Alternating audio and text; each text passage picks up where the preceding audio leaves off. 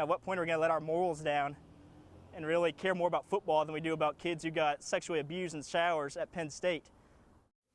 Welcome to SI Now Live. I'm Robin Lundberg. He's Ryan Aselta. It is Monday, and it was a crazy weekend in sports, particularly in college football, but no story crazier than what happened with Tennessee and Greg Schiano. Yeah, that's right, Robin. Amidst outcry and protests from fans, much of it relating to his alleged connection to the Jerry Sandusky era at Penn State, the Volunteers backed out of a memorandum of understanding to hire Schiano. Robin, what do you think here? Was Tennessee wrong to back out after this deal was signed? Well, Tennessee embarrassed itself the way this went down. I don't think they are wrong in not hiring Greg Schiano if that is the end result here. You know, I've seen a lot of people take up defense for him, and I understand some people have personal relationships, but this is not random rumor and hearsay as I've heard it described. You're talking about testimony under oath that links Schiano to the Sandusky era and what happened in the terrible atrocities at Penn State. And when you're hiring somebody, you do a basic background check, right? I'm just shocked that this didn't come up in doing that, because I'm not saying I was intimately familiar with the details, but I looked it up. I saw the Washington Post article about McQueary's testimony regarding Schiano. I also saw that the Players Union in the NFL had accused him of leaking Josh Freeman's personal material. So for me, even if he is not necessarily guilty of those things, I can't say for sure he is, of course. I don't know that. It's enough for me not to hire him for a job. We're not talking about the standards for, you know, the criminal justice system or arresting someone. Yeah, right. I do have a problem as well with the way this was handled. They didn't learn anything new about Greg Schiano at this point and pulled out of this deal. They did the background check. The rumors, the allegations were there. I do have a bit of a problem with this, though. There was no proof against Greg Schiano. There was no evidence. There was no charges. He was not interviewed by the FBI. The allegations from McQueary came out in a civil suit that were never brought up in the criminal suit. So a lot of it is hearsay and second party, and it's caused him not to get this job. Now, when I look at the video of the protesters, for some reason, that's not the group of protesters I expected to see if this was the reason. That looks like an angry bunch of football fans who aren't thrilled with the hire. And the problem here going forward is Schiano's going to have trouble getting a head coaching job in seeing the reaction here. Tennessee caved under pressure from the fan base, also from politicians. A state rep started criticizing because Schiano would be the highest paid state official and he'd be the face of the state of Tennessee. This is going to stick with Schiano now way down the road. And this is a guy who was hired by a couple of other programs well after his Penn State days. Well, I mean, currently he's the defensive coordinator of Ohio State, right? I mean, I think you're right in the degree that some of this may have been, hey, this is not who we wanted as the football coach. I would push back a little bit on it just being like random allegations. Yes, you're right. There's no concrete evidence or proof, but there is testimony under oath. And for me, as someone hiring, that's enough to not make him the face of the franchise, considering the scandal that he would have been mired up in if the allegations are true. Right, but if Tennessee wanted to use that as the reason not to hire him, I guess I would have been okay with that. We probably wouldn't have known that was the reason. But the fact that they went into an agreement with him and then backed out under the pressure, this is a debacle. I mean, you can't say it wasn't handled poorly. No, that should be the one thing everybody agrees on. It was handled poorly. Yeah, a PR nightmare down there in Knoxville. All right, we heard that term, memorandum of understanding, which is what the University of Tennessee backed out of with Schiano. It could have some legal ramifications. For more on that side of the story, let's welcome in Sports Illustrated's legal expert, Michael McCann. And Michael, that MOU was signed by both parties before Tennessee backed out due to the outcry, as we talked about, from the fan base and Schiano's reported connection to the Jerry Sandusky scandal at Penn State. Now, legally here, what are the ramifications of Tennessee backing out of this deal? Sure, Ryan. So if the memorandum of understanding is structured as a binding agreement, then at least in theory, the university may have breached its contract with the coach, Schiano, because we know from another memorandum of agreement that the university signed recently with Rick Barnes, the basketball coach at the school, it was structured as a binding agreement once it was signed. Now, we don't know if that same language is here. It's obviously, we don't have access to it. But if, in fact, it's structured the same, then Schiano could argue that he is owed damages, specifically liquidated damages, damages that would be mentioned in the contract. And in the case of Barnes, it was $1 million a year on a 6-year deal. So quite a bit of money. We don't know if that's the case here. That's one potential claim. Another claim could be, and both you and Robin alluded to this, his brand has been damaged. He has probably going to have a much harder time getting a job as a head coach because of what happened here. In law, that could be considered tortious interference. Basically, the idea that his ability to negotiate contracts in the future with prospective employers has now been damaged because of what happened. So those are some potential arguments that could come up, although I would caution we're nowhere near the point where he's filed a lawsuit. And if he does bring a lawsuit, he would have to be available to testify under oath, potentially about the Sandusky matter. In addition, he would be a guy who sued a school that didn't hire him. That could make him radioactive in a sense in terms of getting another job. Michael, now we know Schiano's connection with the Penn State scandal goes beyond rumor. It's based on court testimony from Mike McQueary.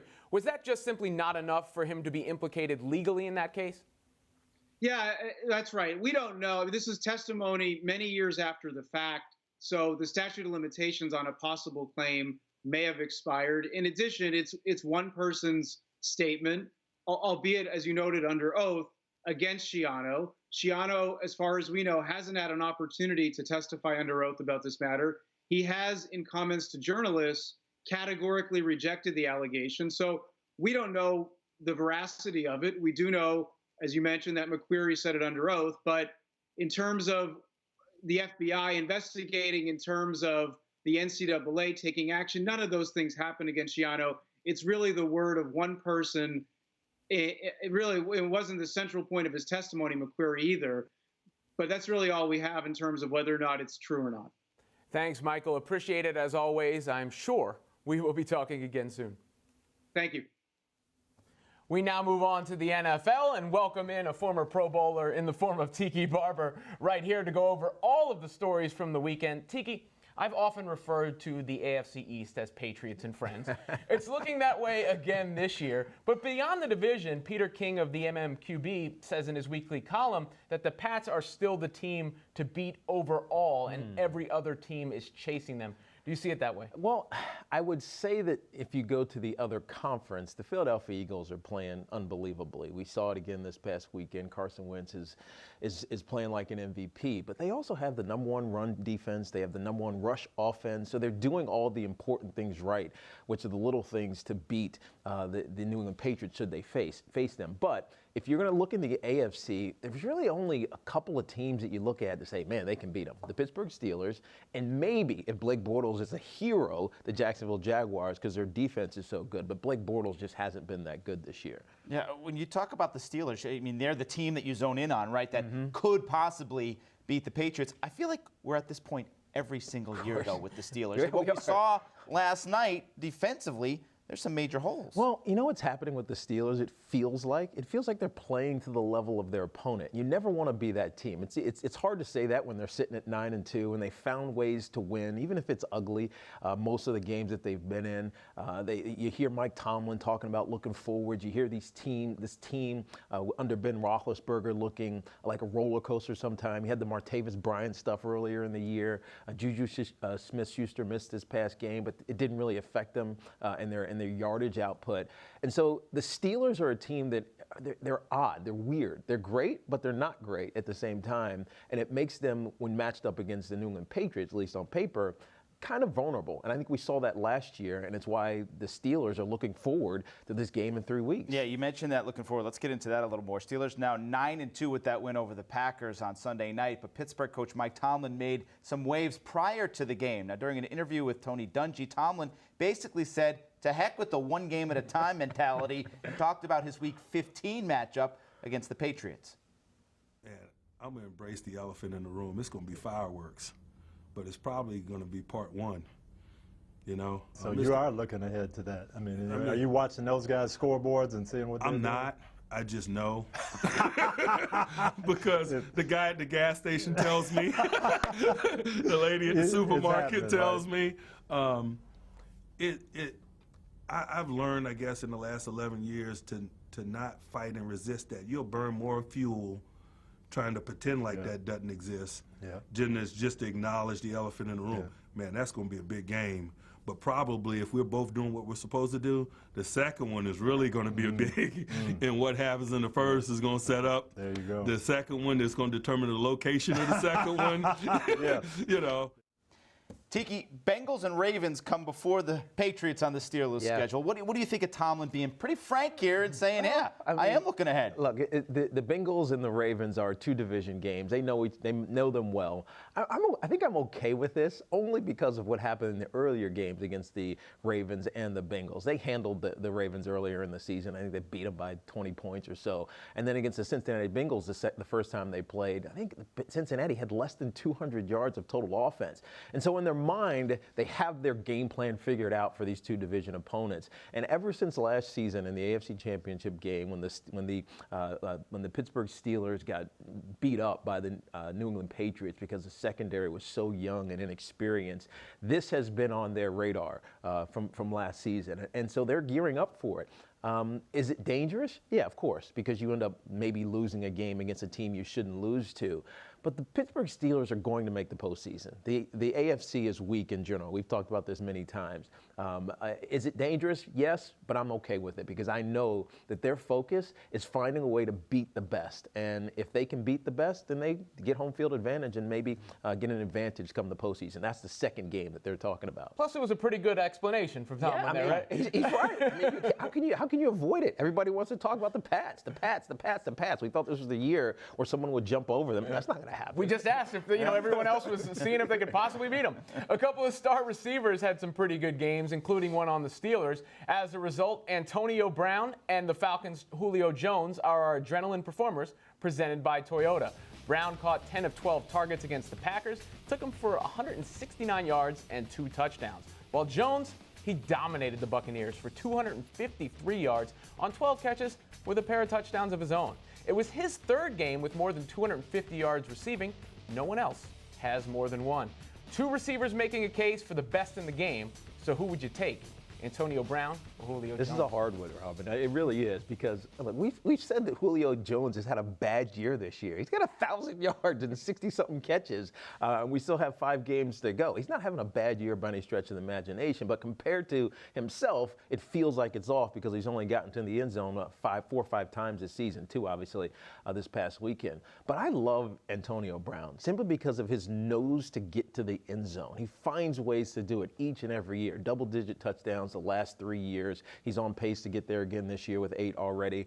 And he can play. He's so versatile, right? You put him in the slot, you can put him outside, he can beat you deep, he can beat you on crossing routes. All those different ways that the Pittsburgh Steelers utilize Antonio Brown make him the guy I would want. And he's smaller. I mean, I like the little guy. It's like the freak of nature against the maestro a little bit, right? Yeah. Julio Jones is like the prototypical, let me chisel this perfect wide receiver, and then you get Julio Jones. My argument for Brown would be just kind of what you stated. You look at Jones's numbers, they're great, but we just mentioned how many of them came in one game. Yes. And it doesn't seem like Brown ever has those games where he's not a factor. Well, it is, but his average game is like 160 yards. Right. You know, he leads the league in receptions almost every year. They're constantly feeding him the football, and so he takes advantage of it. And he's been healthy for the majority of his career. It's something you can't discount, being available and accountable every single time you're out there on the field. You mentioned him getting fed the ball. How much of that plays a role in your decision to pick him? Yeah, the way that Big Ben connects with Antonio, it's like we don't see anything like that in the league right now. You don't, because you know the ball's coming to him. We saw it last night in the game last night. You knew that he was going to get the rock with 17 seconds left. They throw a deep pass into cover 2. Ben puts it exactly where it has to be. Antonio Brown snatches it out of the air cleanly, gets his feet in bounds. There's no question about it. And they found a way to win that game, which probably could have went to overtime against the Green Bay Packers. I mean, their connection feels perfect, right? It's like it was ordained from a higher power at some point, and it shows up every week, and you enjoy that as a football fan, even if you're not a fan necessarily of the Steelers. All right, let's switch to the NFC. We had a showdown. Little did we know this was going to be a showdown. Rams, Saints. Yeah, if you could predicted that in week 1. No way. Rams come out on top, tested by New Orleans, obviously a talented football team. What did you learn about the Rams in this win over a good Saints team? Well, we remember last week they played terrible against the Minnesota Vikings. They got run out. Their defense, their offense didn't show up against a very good Vikings defense, which maybe is more of a testament to the Vikings than it is an indictment on the Rams. But they responded. They came back this week. They played great from the opening kickoff, and Jared Goff was fantastic. They have a very diversified offense, even without Robert Woods. Sammy Watkins had a day. Cooper Kupp filled in admirably with receptions, and they found a way to beat a very good New Orleans Saints team, despite their defense giving up some big plays. Like, I love Alvin Kamara for the Saints. He's just the 74-yard touchdown. He basically was untouched. Looked like he was gliding down the sideline. Another touchdown he had later where he's just like a joystick. He got a joystick with him jumping over defenders.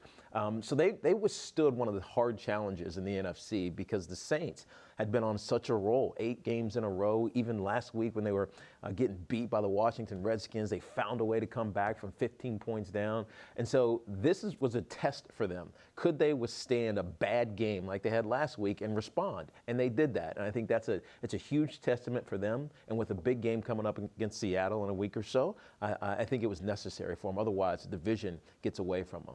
Another story out of the NFL was the skirmish between the Broncos and the Raiders as the Aqib Talib and Michael Crabtree feud continues. Talib has to lead the league in chain snatching at this point. Both of them were ejected, benches cleared. Who does that, by the way? I mean, he did that like in the corner. Crabtree wasn't happy. He was going out there without his helmet on.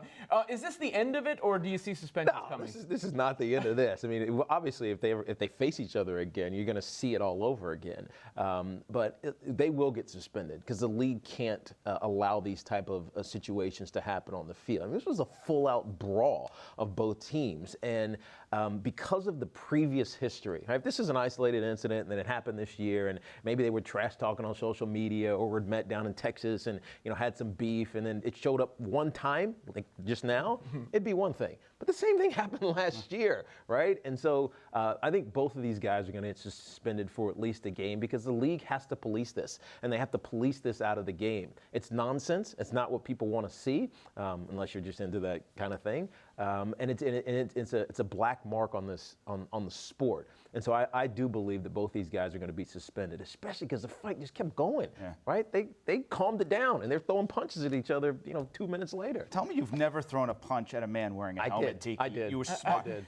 I had long snapper against I can't remember who it was. I think it was the Eagles. Long snapper. I was returning a punt, called a fair catch. He hit me anyways. So I got up and I swung a punch. I'm like, what the hell am I doing? It's going to hurt your hand, though. He's wearing a helmet. I always sit there and think, he's wearing a helmet. What are you doing? And I got fined. Didn't get suspended. Yeah, all right. It could be much worse for those guys. Right. Pretty bad for the Chiefs right now. It is bad. 5th loss in 6 games. Andy Reid says he's going to stick with Alex Smith against the Jets. He has to. But you think he does at this point? At what point does he go to Mahomes? I don't know if he will go to Mahomes. We had this conversation a couple of weeks ago.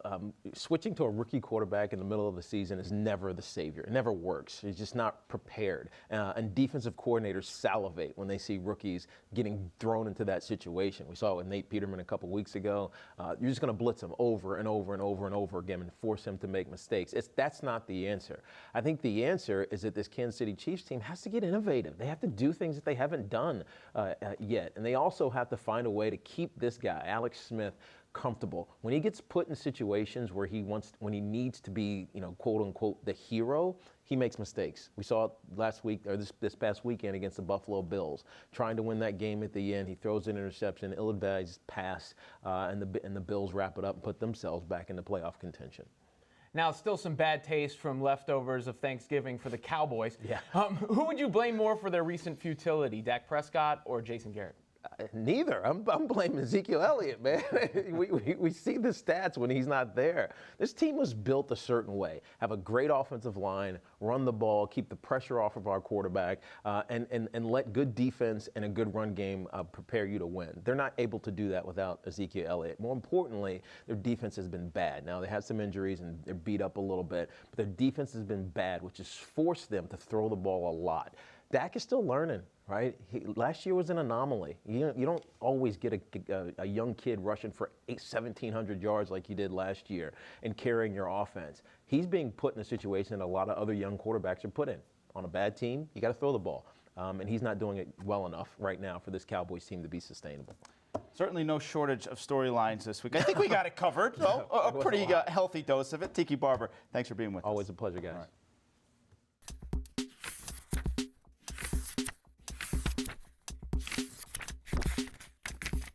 Well, in college football, Thanksgiving weekend proved to be complete chaos, guys. Our college football insider, Pete Mundo, joins us now. Pete, number 1, Alabama goes down. Number 2, Miami also loses. Now, Miami's going to get a shot at redemption in the ACC title game, but Bama is done until their bowl game at this point.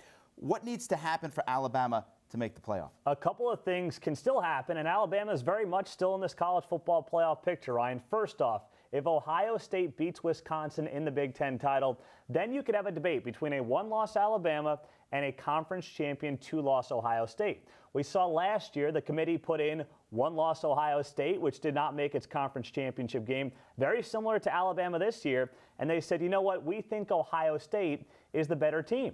That could very well happen this season because even though they had that loss to Auburn, it's a really good loss. We know that. It was on the road.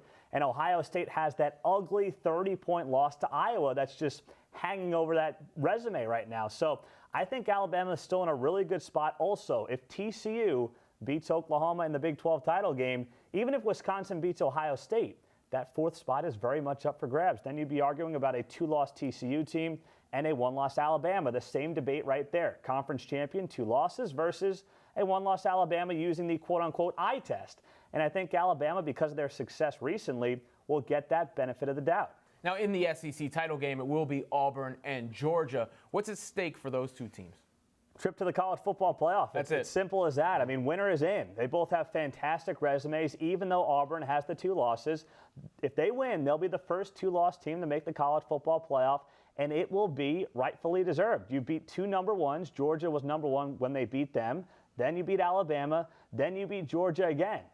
Just doesn't get much better than that. So I think that either of these teams are in a great position to be, I don't know if they'll get up to number 1, but certainly that 2 or 3 spot in the college football playoff rankings. How about the Big Ten? Wisconsin, the only undefeated team, Power 5 team left. They're going to take on Ohio State in the Big Ten championship. If Ohio State beats Wisconsin, do the Buckeyes automatically leapfrog the Badgers and get into that playoff? They definitely leapfrog the Badgers because Wisconsin's schedule was just so weak all season long. One of the worst strength of schedules in the entire top 25. They have one top 25 victory, and that was against Michigan, who was 24 at the time. So it's just not a good resume. So absolutely Ohio State would jump Wisconsin, but it doesn't, as we just talked about, doesn't guarantee Ohio State that entry into the college football playoff. And it's kind of ironic because last year, Ohio State fans were sitting there and saying, hey, we didn't get to the conference championship game, but using the eye test, we're the best team. Now Ohio State fans, if they win on Saturday,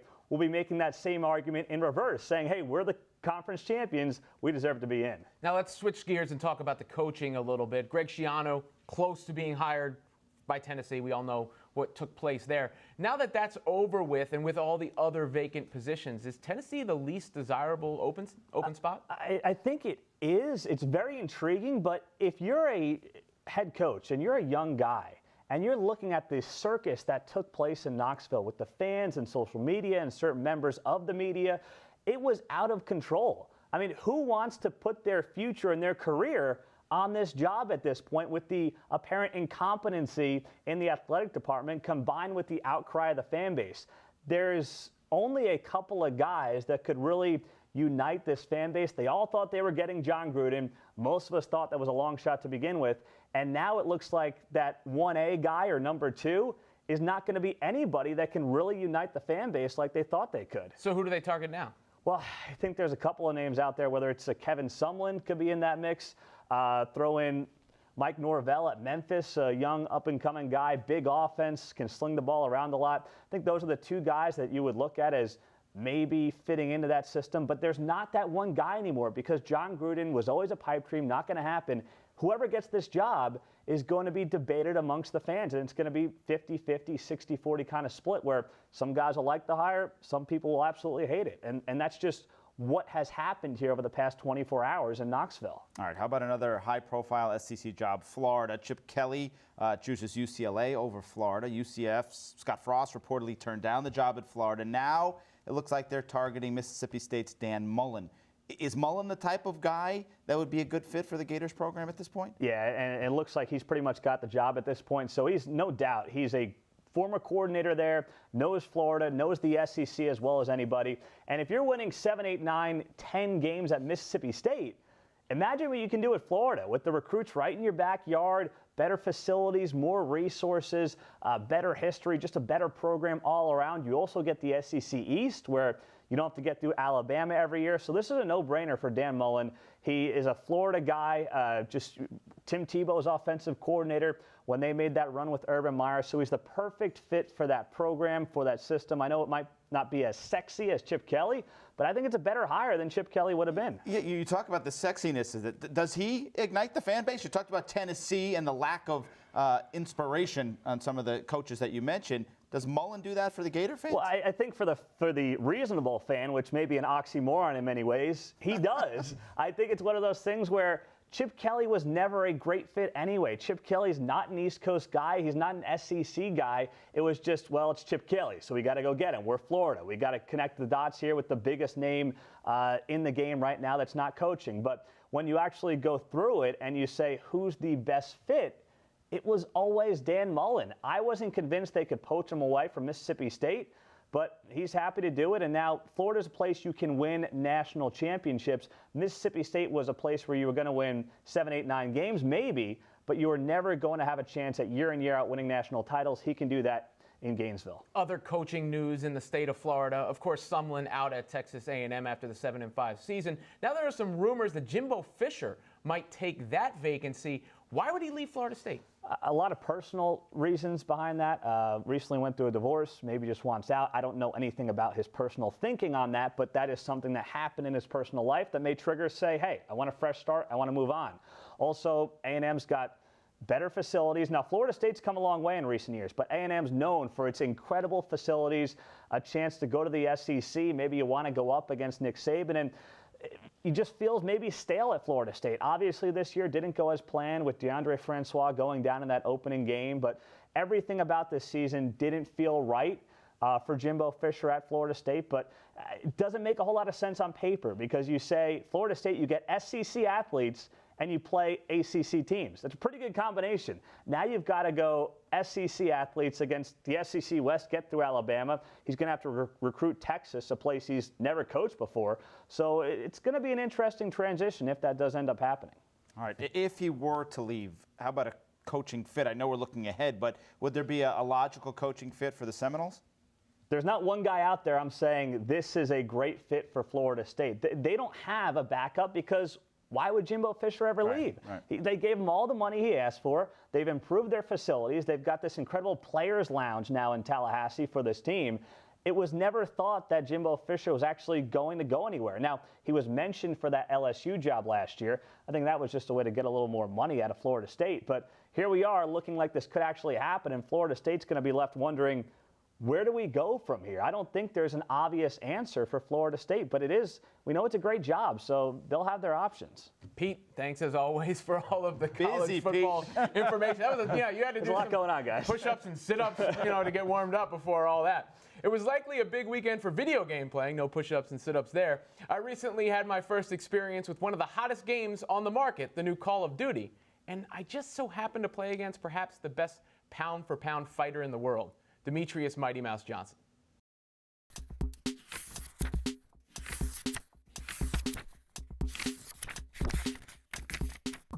I'm here with UFC flyweight champion Demetrious Johnson. We're about to play a little bit of the new Call of Duty. Absolutely. Here you're a big gamer. Is that the truth? That is the truth. And it's easy. It's point and shoot. Just don't stop moving. Like the gentleman over there said, don't stop moving. Just point and shoot, and you're good to go. All right, let's start this up. All right. Let's see that. The joysticks are tough for me. I'm used to the old pad from Nintendo. Oh, the D-pad? Yeah. That's what I was rocking. Oh, the D-pad. What got you into video games? Growing up in a household. That's you, I think. No, that's not you. Growing up in a household with just boys and a daughter. Not a daughter. It's not like it's my daughter. My sister. My mom didn't have a lot of money to get us good entertainment, so we resorted to video games. And it's, you buy a game, you spend $50 on a game, but then you can, instead of going out to eat or doing anything or going to a movie, you can play that game like pretty much all the time. So that's kind of like how it went up for us. What's your favorite video game of all time? Oh man, all time, that's... Oh man, there, you are right there, sorry. Die! There we go. Favorite game of all time? That's kind of hard to say because there's so many great games. You have Legend of Zelda for Super Nintendo, A Link to the Past. You have Zelda Ocarina of Time. I mean, I could just go on and on and on about my favorite games. Zelda seems like a far cry from this.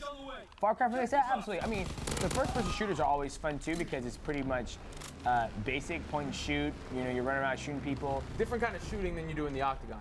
Oh, pretty much. When you're shooting an Octagon, you're just throwing punches everywhere and submissions, and you're hoping it lands. With this, you know, you're running around doing your thing. I enjoy it. It's just fun.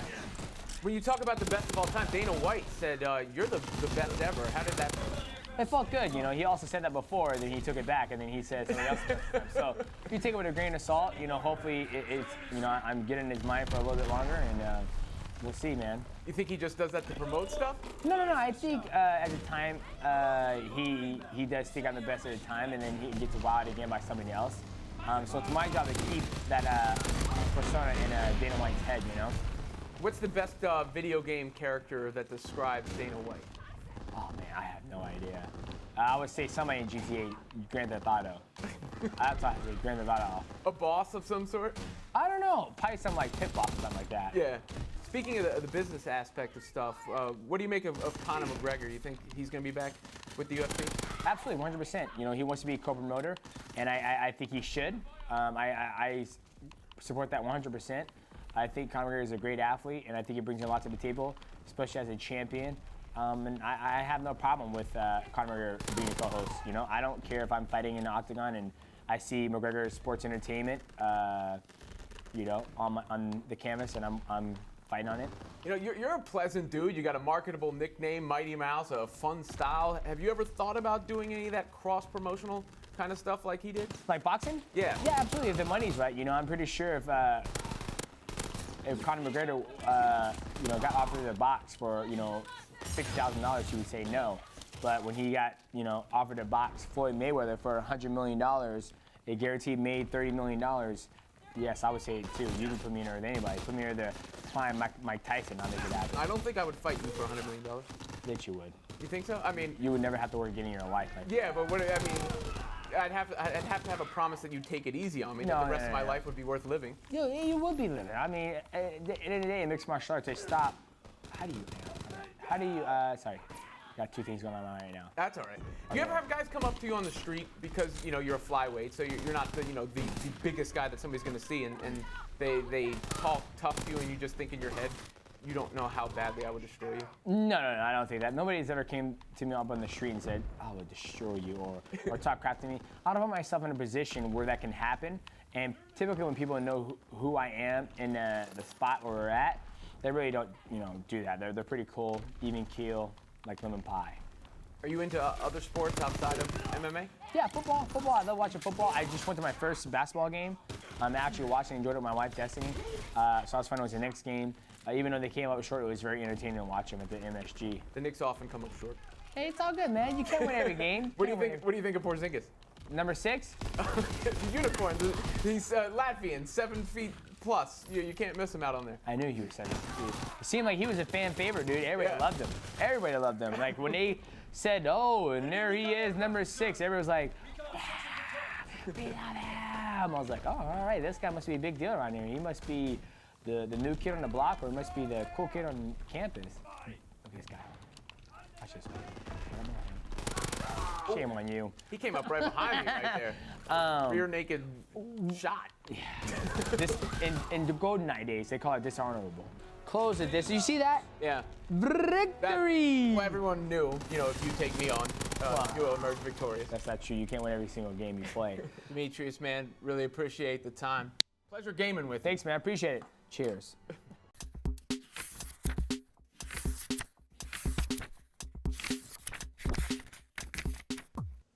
I think you're onto something, man. Interviewing athletes while they're distracted by a video game, you're getting the truth. You're getting off the cuff. They don't have time to think, right? It's a great concept. Yeah. And it's also a chance for me to win, yet I'm still losing. I don't think you won there, and you lost by quite a bit, I think. You know, it was my first time. Yeah. So, great on a curve. Not I was bad. practicing a little bit before he came in. Not bad for the first time. All right, that's going to do it for this Monday edition of SI Now. We'll see you again, of course, back here tomorrow, Tuesday, 10:30 a.m. Eastern. He's Robin. I'm Ryan. Have a great afternoon.